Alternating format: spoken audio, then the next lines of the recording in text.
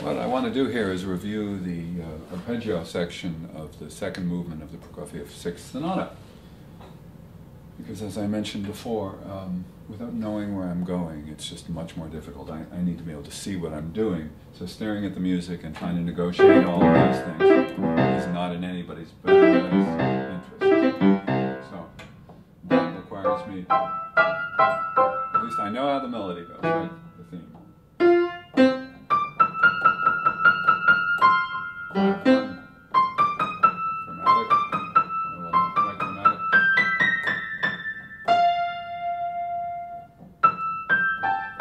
Instead of this. So drops the octave and it drops the fifth and finishes. Okay, now C major, A minor, F, F7. Well, you know, trying to explain all the added notes is not always in my best or in anyone's best interest. It's F major with an E. So the so-called wrong note composer, one of the wrong note composers in the Russian school. Lots of C major. It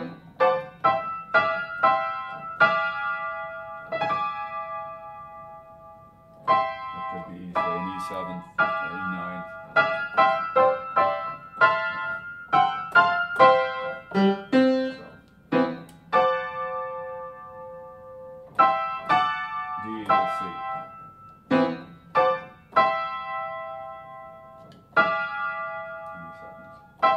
Lots of C, as I said.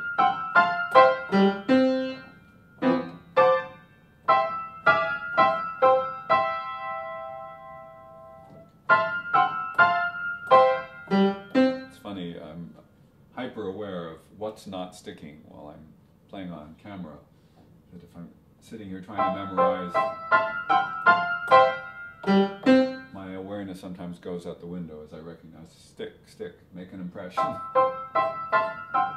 Not on you, I mean that my observation has to make an impression on my mind or on my memory. And when it doesn't, when I start to get mindless, that's too bad. Or it's entertaining, depending on your perspective.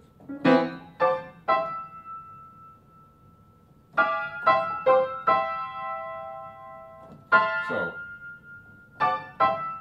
this approach to C major, this E70 thing, is followed by this FE thing. Of course, this is transitional. It's going through here. A minor to C-ish to F.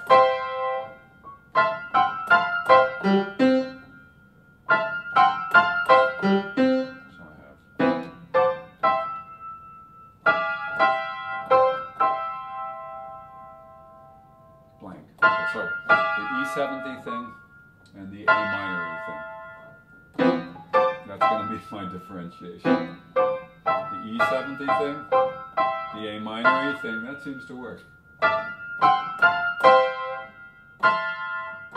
The turn chord, C major with a F sharp turned, F major. So.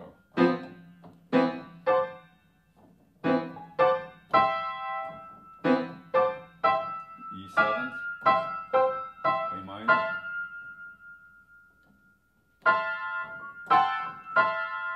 That's right. I doubt it.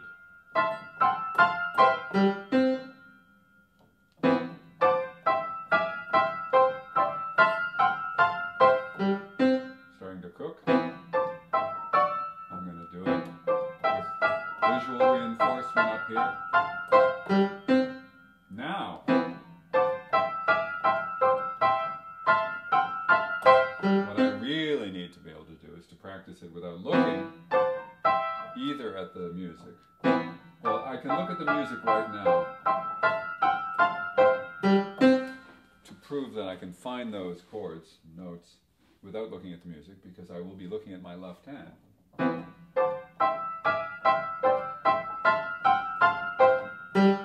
Maybe I'll have time to look look for that, but maybe not. We'll see.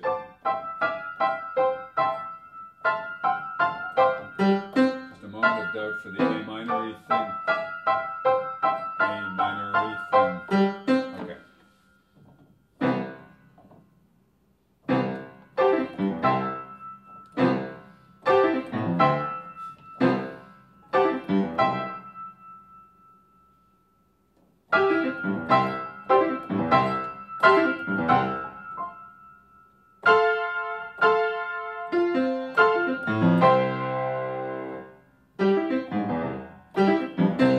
Said was sopra.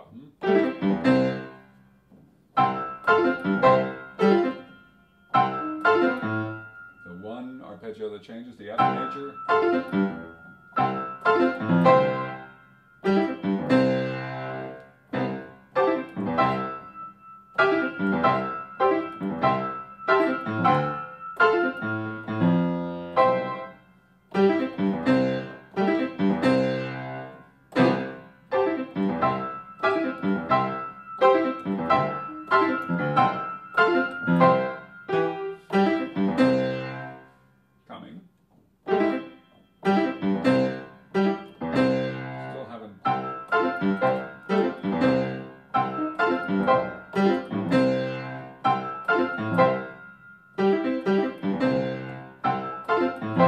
Normally you'd always play the more continuous one underneath if you could, but the funny thing about this left hand is it's not in any way continuous, it's discontinuous, so it doesn't matter. I've got to find whatever solution works best.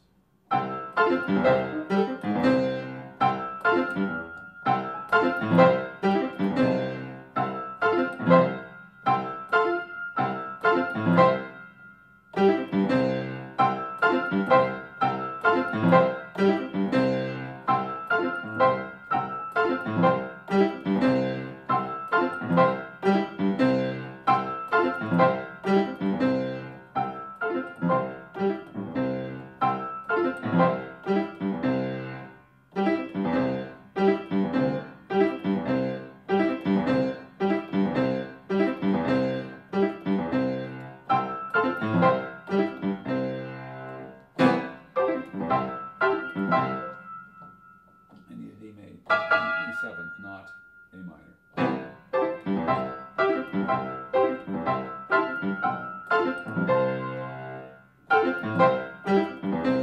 And that's no louder, the 5-1.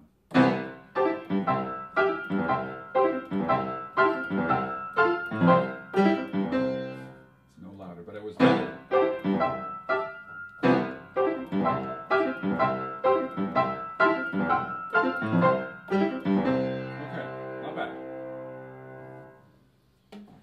More learning. Okay, so these turned over chords to D, to E, to C rather, to F, G. It's funny when you know what you want to say, but what comes out is completely different. F,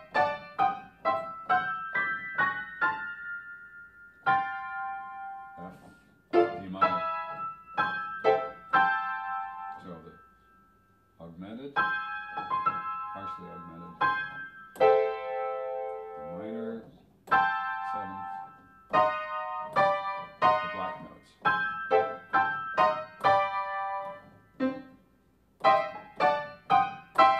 To the D, to the C. That's very much for the sake of those melody notes, if they're ascending.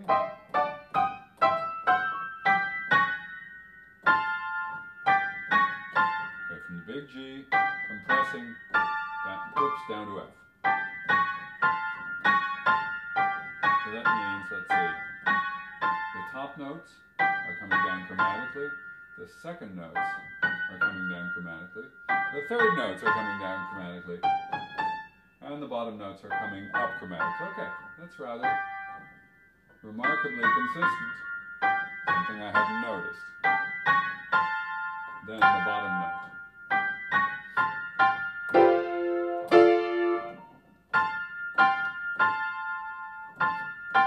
E minor, first and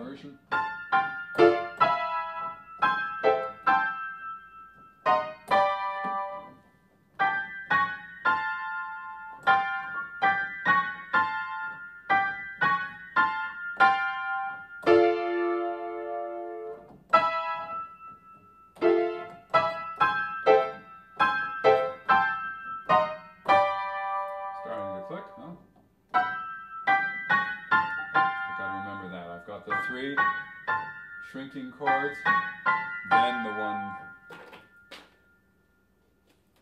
bass note, lower note, moving down by one.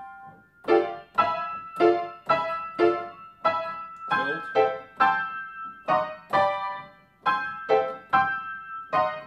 This distance is much smaller, so here we have this octave leap, actually diminished octave leap, then this. Big leap, little.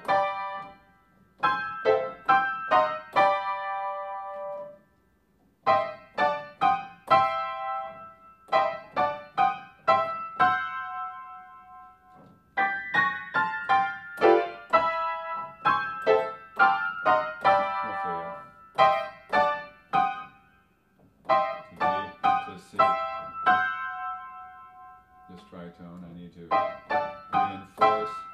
Now this to this to this, down here. Remember? Oh, okay. Two simple triads, double D minor, and then this is easy to remember.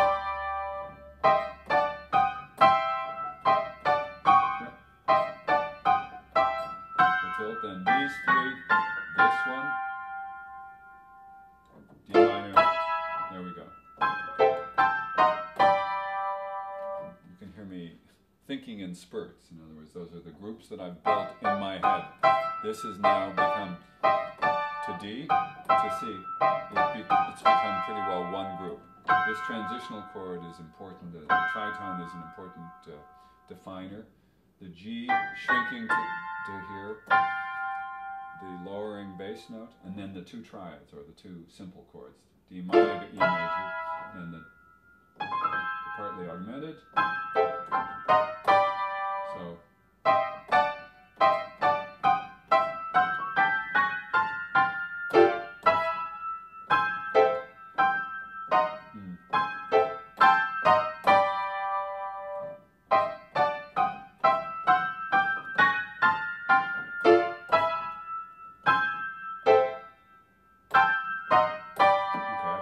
but I don't have it fluently.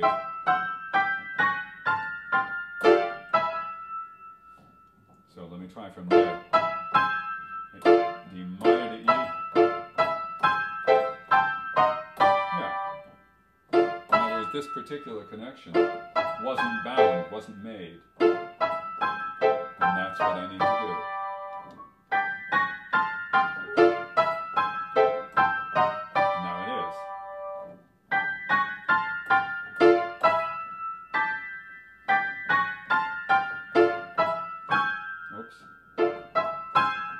This tilt is very significant to find that augmented chord there.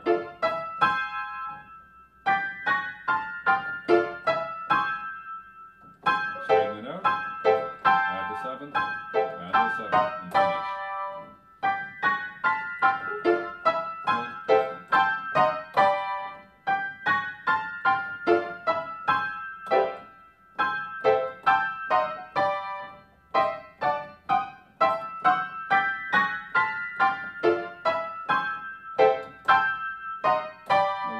Thinking, a little bit of doubt. I didn't finish it.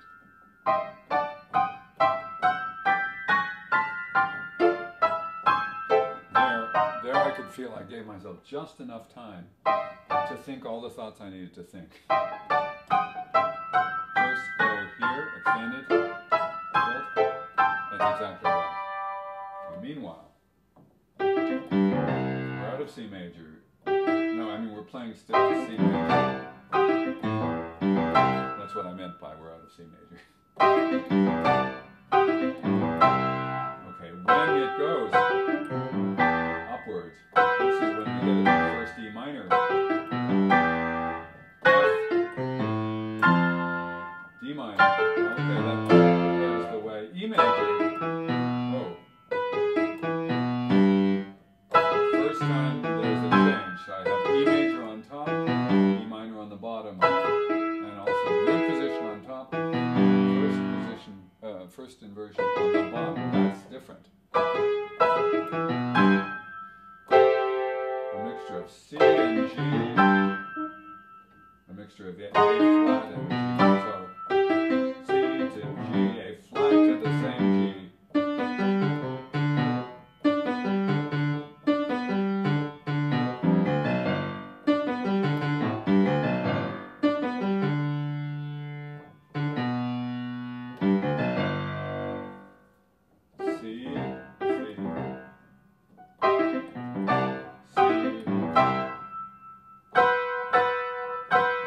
To G, D minor.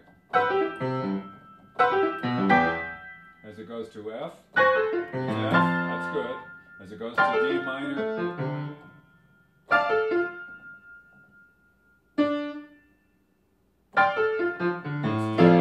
it's in D minor in second inversion. As it goes to E major, or as it starts on E major, it starts on E major together, goes to E minor in the bass, and then G, that added G here of this augmented chord with a minor third on top, is from E to that G, from C to G, from C to G, and from the seventh, and A flat, twice to G. C to G, A flat to G.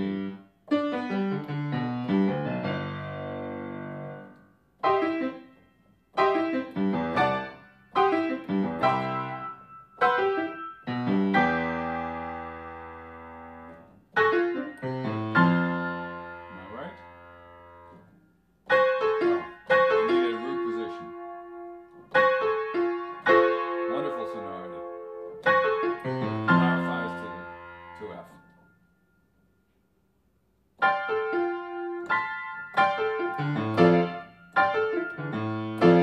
Minor, to the funny hybrid thing.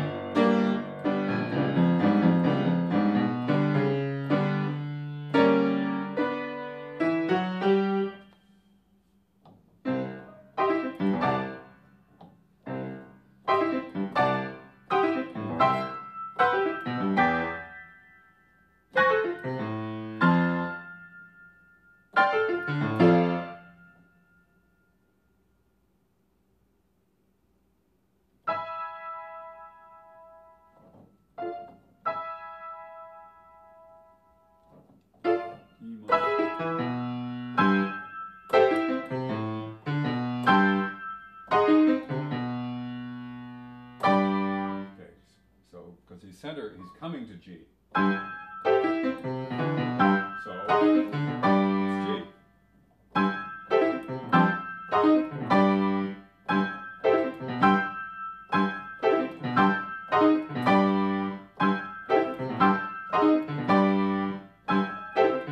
So here I'm just building chunks.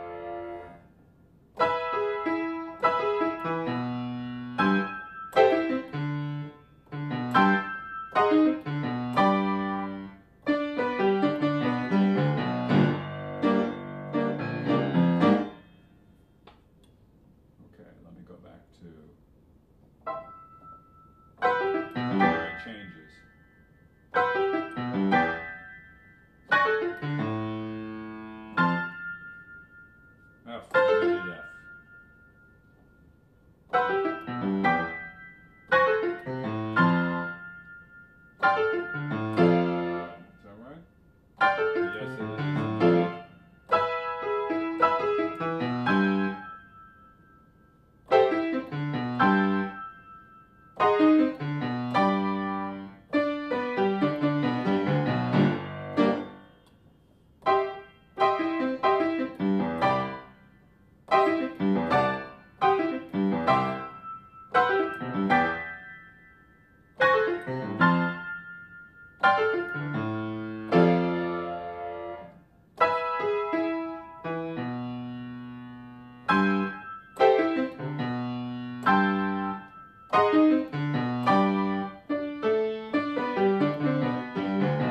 Okay, slow but necessary, right? Because I can make it faster in chunks when there's a simplicity to the design. It's all going to be C major, and I've already put these together in my right hand. Now, here I need a little help. So the E minor, oh, and then F. E minor, and F. And they're both repositioned. Good. That's good. E minor, F, they're only up a step. E minor.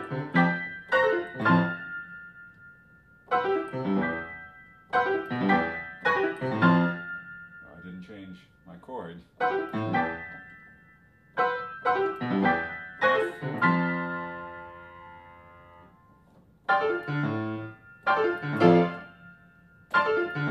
the right hand has to skip when I go to D minor. And the hybrid E going to E minor. Not in the right hand, but in the left hand it does.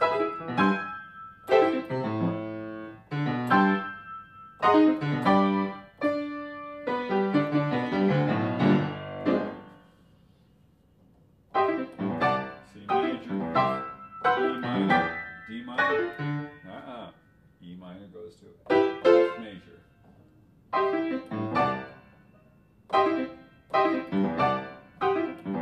minor goes to F major. Then it goes to D minor down here. Then you need to sneak a peek. The hybrid E major slash minor.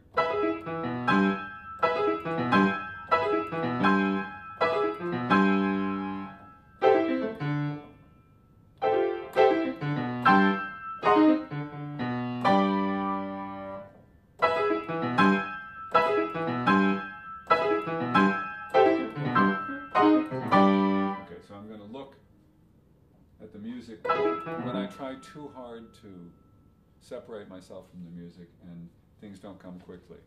In other words, when there's no other visual cues and I don't have enough cues in here, it's wasteful. So here, if I can just sneak a peek and it reminds me what I'm doing, then I can look back down. So it's sort of a hybrid learning experience that I use as much visual input as is necessary to not keep doubting myself. So go to here, go to here. It would be a little as if this were written in a chamber piece where I had the music perched on the rack, that I might want to refer to it just for assurance, but I'd spend much of my time looking down at the keyboard. So I have to build that glance in accordance with whether it's helpful or not.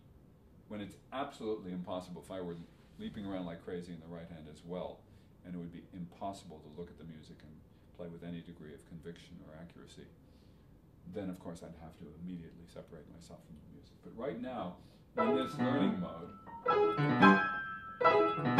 it's better to use my own learning mechanism. In other words, when I signal myself an uncertainty or insecurity, I have to make up. I have to do something that makes me more secure. So, looking here, okay, starting to come. Interestingly, the gestures in the left hand as I look, or as I start to execute them with an artistic sense of how they belong, they become easier to execute because I'm not worried so much about hand placement. The The result is my arm tends to toss my hand around more casually and more effectively in my estimation.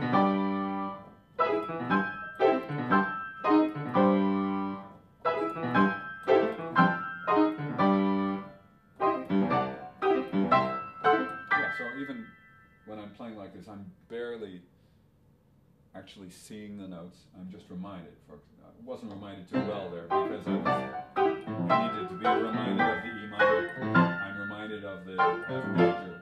And I'm going a little too fast for that to work. C major, E minor. This works. E minor. There we go. F major. Whoops.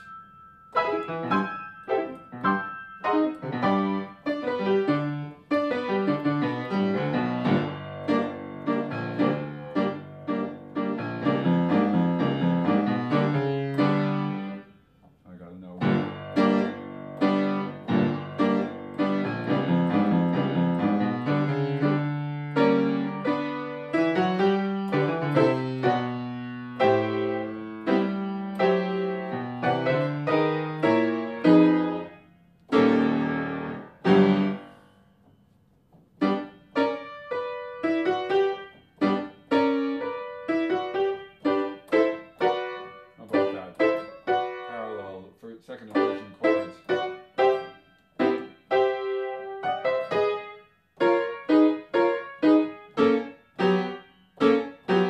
Talked about that a little while ago. Same fingering, a wider chord.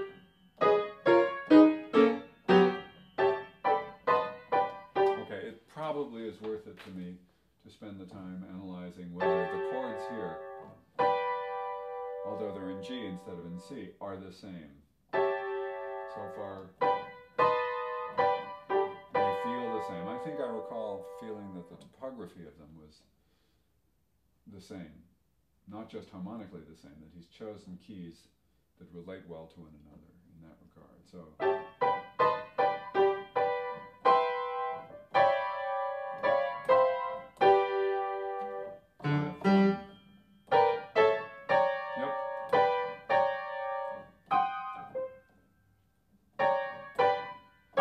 Okay, a little added doodad, a rhythm we haven't had before. Originally, that was the one with the big chord. Oh! This is Prokofiev indicating the size of his hand, in a way. That's kind of interesting, like Beethoven's figurations that run out and you know, oh, he's reached the point where his piano doesn't go any further, so his sequence cheats or substitutes. So here we have, where we had, let me say it another way, in measure 40, he has a G major chord, all white notes, over a tenth filled in. Here he has what would have been a D major chord. So that tenth, played on its own is pretty awkward, played filled in is that much more awkward. So what does he write? I think that's kind of delicious. There's the ghost of Prokofiev is saying, this is what I did, this is how I felt. That's my interpretation anyway. And it gives me an added comfort in knowing what this represented. It represents this sonority.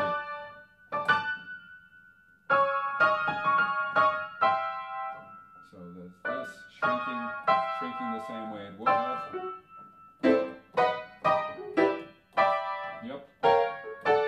Okay, so this last seventh chord, it can't, because of the key, it can't be exactly the same topography. The original one had 3 black notes, but that's an awful lot of consistency, I gotta say. And then, of course, D major feels different from this T major, which is the dominant of the G, whereas G was the dominant of C, and it has all white notes in the chord. All right. Let's see if the left hand similarly. So it does G major.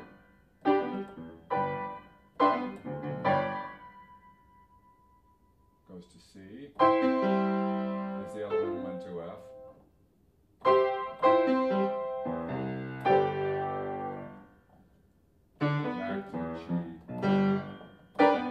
We should get two of these. And then we get B minor. The median. That's consistent. Just as we had E minor before, so it's parallel. Back to C major. Go up. Oh yeah, just as we had E minor going up to F, we have B minor going up to C. A minor in lieu of D minor.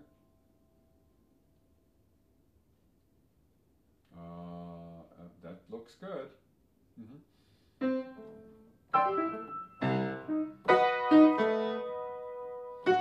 going to B minor.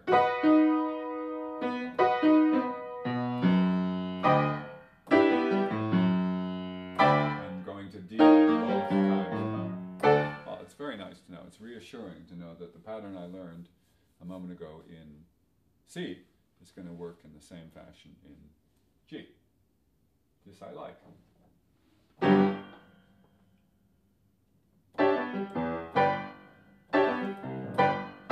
Doesn't mean I know it. It means that I know the elements of it.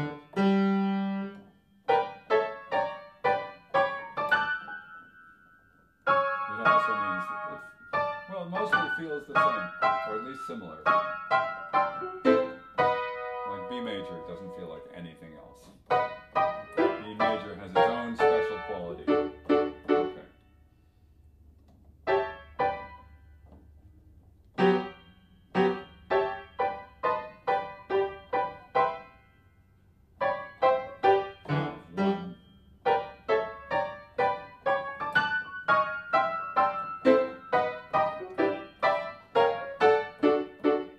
Nice. Check my time.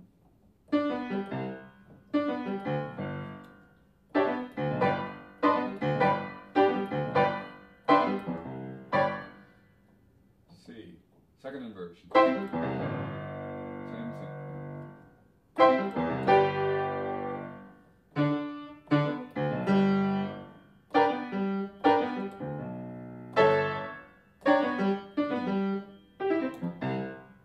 I just, that time, went 1, 2, 3.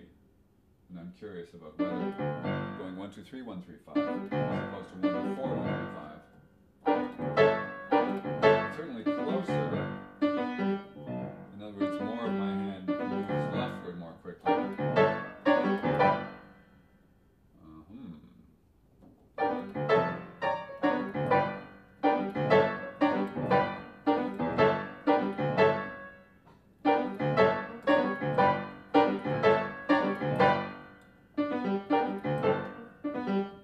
Now the 4 is more passive and it's a better spacing. So for now I'm going to stick with it. I'm sure some people do 1, 3, 5 twice too. Which gives you exactly the same spacing.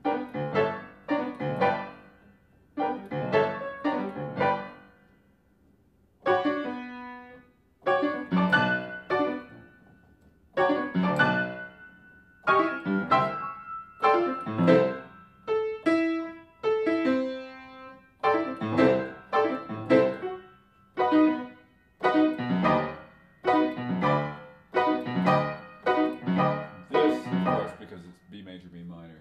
Not just the right hand feels different, but the left hand has significantly different challenges. And the finger is slightly different. 2, 3, 5, 1, 3, 5.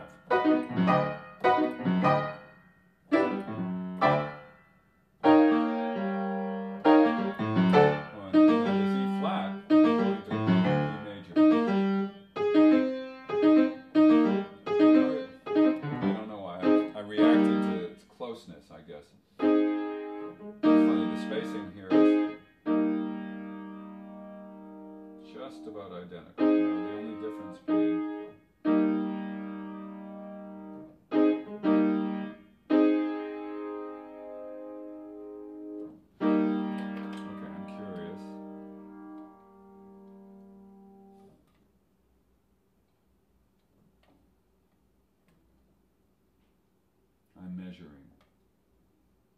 think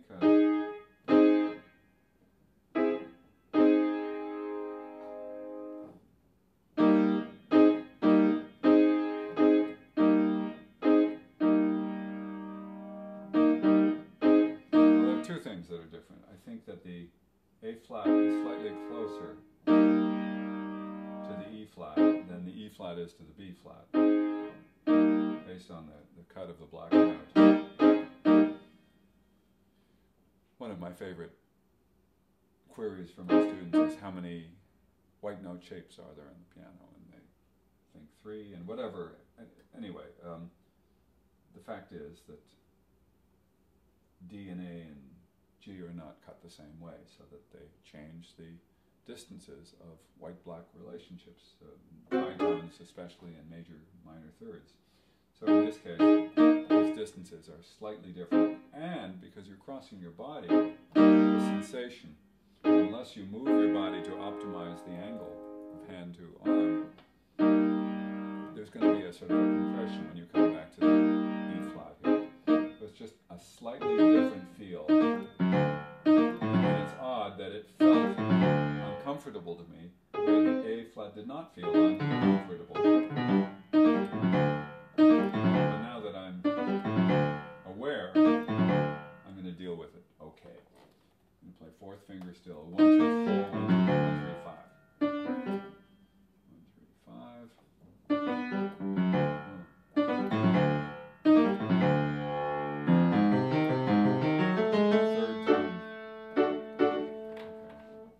This will still take a bit of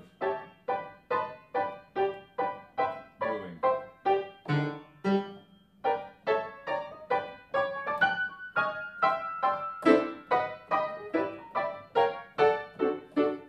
Now, as you can see, it falls onto the hand now nicely. Most of it is familiar. The slight changes when we get B major, but as I said, B major is a comfortable fingering. It's more comfortable than, let's see, it's analogous.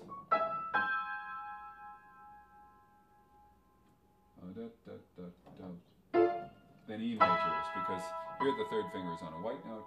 In B major, the third finger is on a black note along with its partner, the second. So you grab B major much more easily. Even though you don't grab this as well as you do this with the 3 black notes. So it's a trade-off.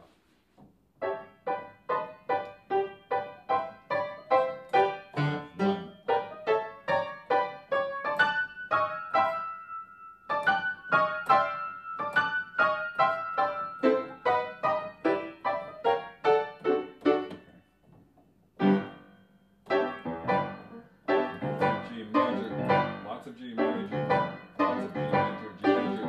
Whoops. To execute it doesn't matter that it's the same notes over and over. It may need a lot of visual input. So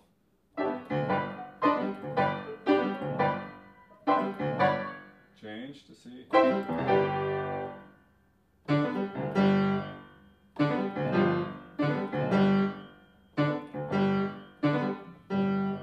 Still haven't made up my mind.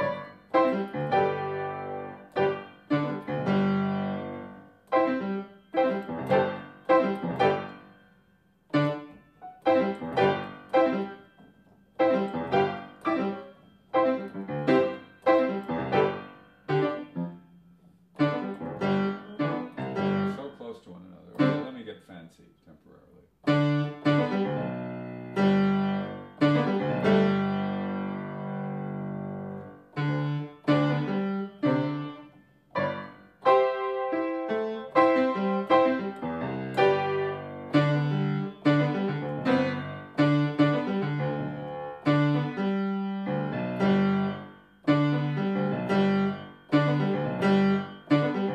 That certainly is easier with that kind of hand division. I'm torn though.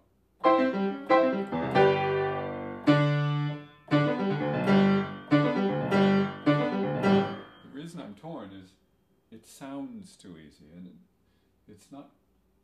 I guess it goes back to the Beethoven controversy. Do you use the hand divisions and fingerings of Beethoven and show the resistance that he felt, and therefore show the tension between the notes? In this case, it's even more overt because it's so impossible to play these evenly the way they're written. So if only one arpeggio sounds really smooth and easy, it runs the risk of being anomalous. It'll stick out like a comfortable thumb, if I can coin a phrase. You know, it won't be a sore thumb. It'll be a healthy thumb. It'll be too healthy because it will lose the gapping. So I'm thinking for that reason, it'll just sound too bizarre to have it sound too good.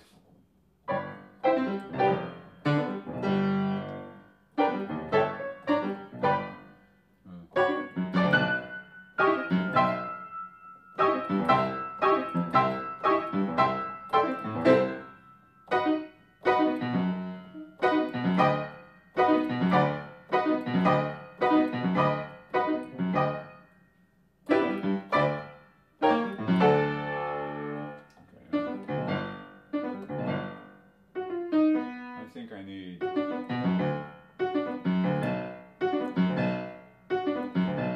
some practice in the left hand alone.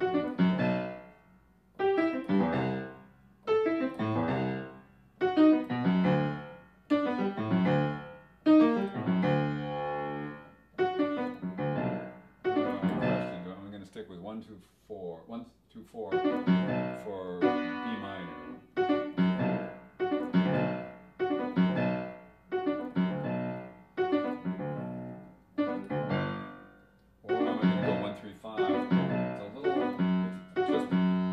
Get to the thumb on F sharp.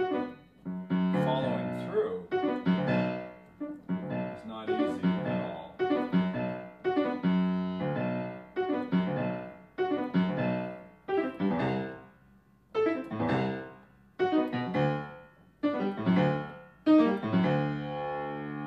So G major, B minor, whoops. C major, B minor, C major, A minor, second inversion. So root position B minor, root position C major. I have written 1, 3, 5 for A minor. I don't know that I really believe that. It violates, even though it's a first inversion. E minor. I played 1, 2, 4 for my. Yeah, it's just odd that I should choose that. It's not consistent with the first inversion fingering I chose for D minor in the analogous section. And my body said, what are you doing, buddy? So I will go back to 1, 2, 4, 1, 3, 5. Then the odd one, not bad. B minor, C major, A minor, 1, 2, 4. C, A minor.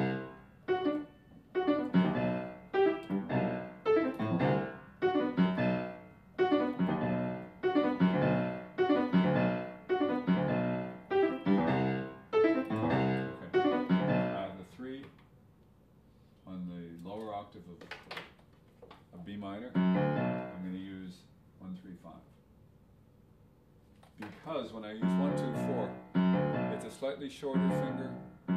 It takes me longer to get to the white notes. With 1, 3, 5, the 5, the short finger, is already planted on its B. And the 3 being longer, it can find its way down into the valley of the white note. So it's easier to get the bottom 3 notes to speak, especially the middle one with 1, 3, 5. If I did 2, 3, 5 or something like that, no, that's asking for trouble. So I'm just going to go 1, 2, 4, 1, 3, 5 all 3 times. Yes.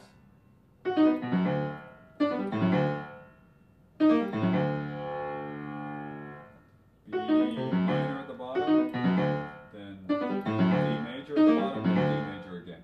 B minor,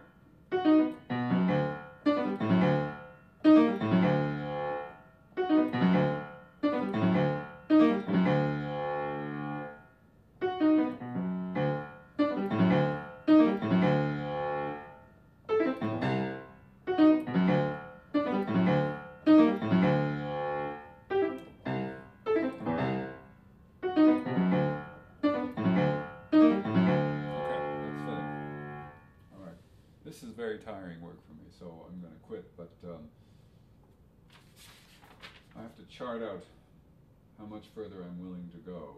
Well, actually, maybe I'll go just a little bit further, because although I'm not willing to put it all together again, I want to see how it works out. So, third time.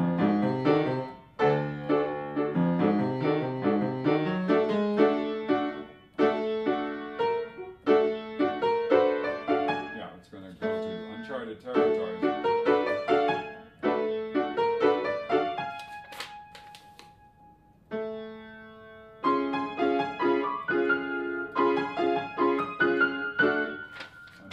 Page turn. So it starts off diminished. And it's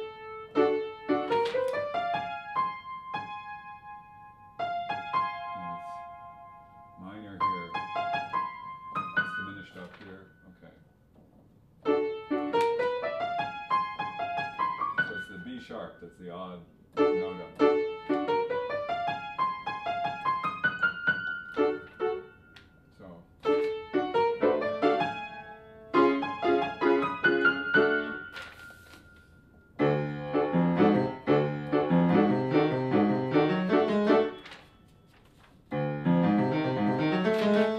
Repeated left hand gesture. 1.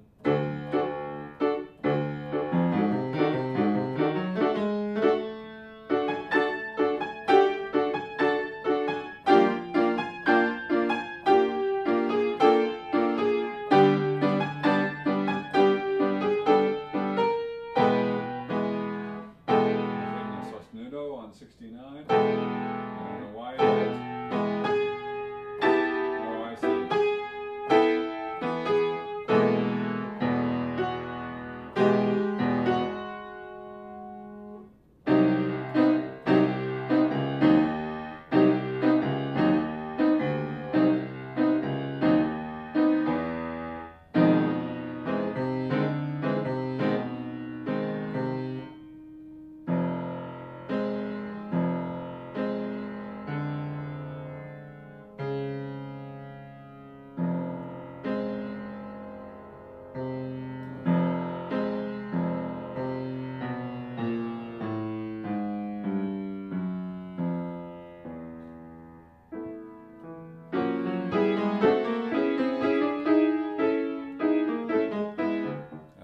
Different treatment. Wonderful. Okay, so that would be a natural place to go to. Goes to A, down to G, all against the F major, D major.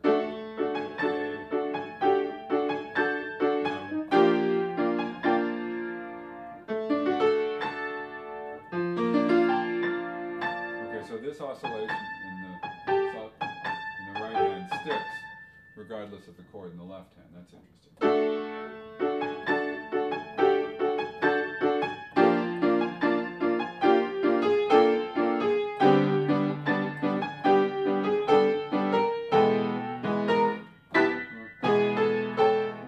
It's a little bit different from moment to moment. So in D major, it's this single A against octaves. Now, instead of the octave displacement creating the melodic line, it's all on the thumb line here in 66, and then back to now the thumb alternating.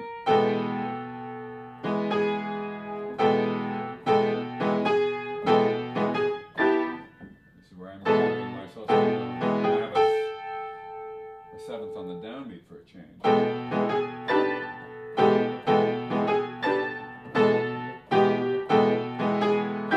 Whoops. I don't know what to expect, so I'm being haphazard.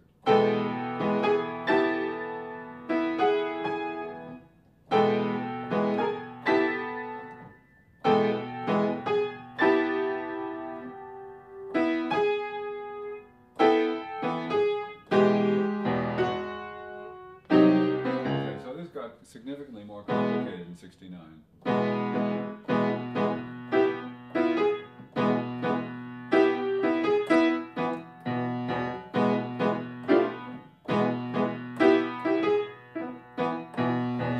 I should let go. If I'm going to use a sostenuto in 69, it's only a measure worth.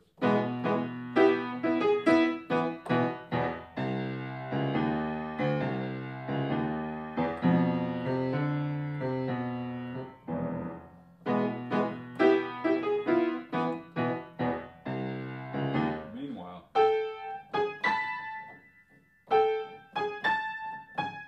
so it oscillates. The down interval now is sticking with a 7. So there we've had 7s before. No, we haven't. Not until 68, where we have, oh yeah, and 66. That the melody ascending in the bass, in the lower line, creates a 7. Does it again, only this time goes up, and settles on the 7.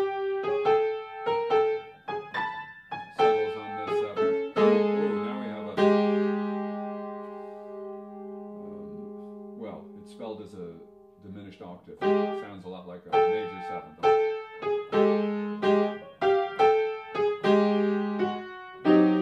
And that's it.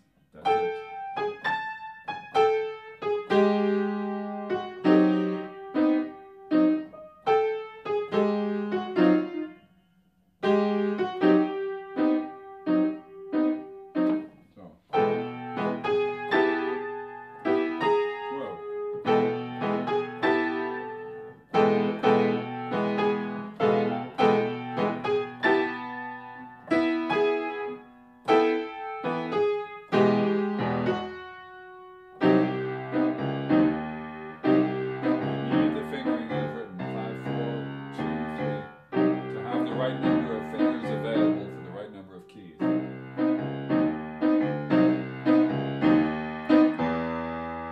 Shift.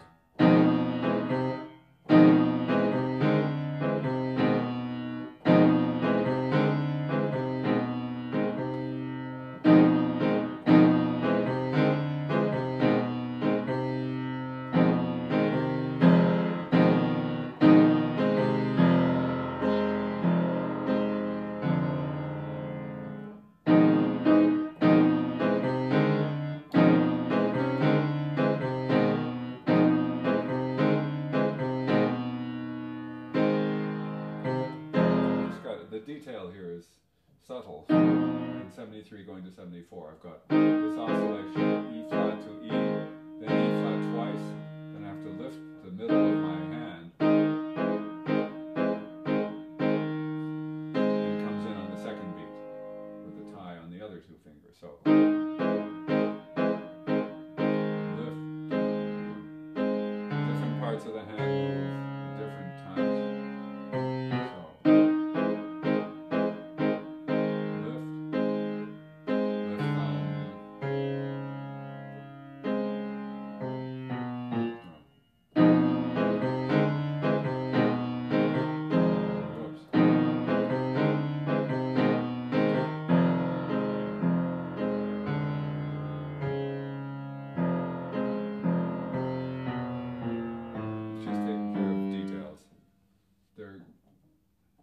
They're not difficult, they're just unexpected, so, and they're difficult to read. Oops,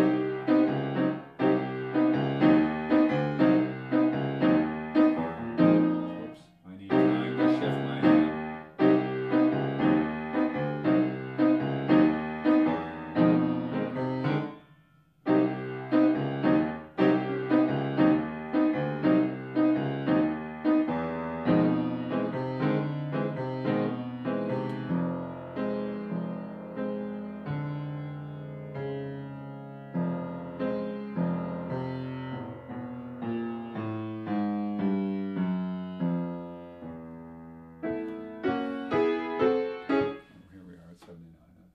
Nice place to stop. Really quite intriguing. A lot of fun.